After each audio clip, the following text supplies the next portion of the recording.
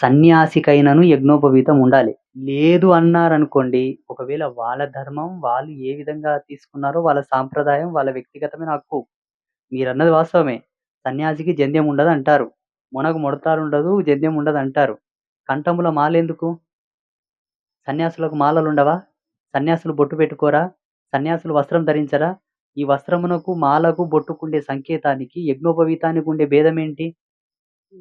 మూలాలడిగితే అందరి నోళ్ళు మూతబడతాయి. నేనొక ప్రశ్నేస్తాను. ఏమనుకోకండి. సన్యాసోపనిషత్తు సారాన్ని క్లియర్‌గా క్రోడీకరిస్తే అక్కడ బ్రహ్మత్వ సిద్ధి ప్రకటితమైతది. బ్రహ్మం అన్నంక బ్రహ్మం అన్న పదానికే పూర్ణత్వం ఇవే. ఏంటి? శరీరానికి అష్టదిక్కులో మాలా ప్రతిష్ఠ ఉండాలె.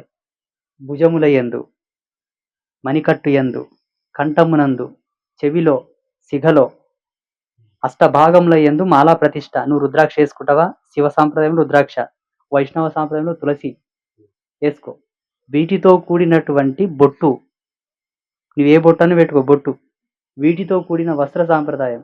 గోధుమ వర్ణపు బట్టలేసుకుంటావా? యెల్లో బట్టలేసుకుంటావా? రెడ్ యేసుకుంటావా? యేసుకో. దీనితో కూడిన యజ్ఞోపవీతం.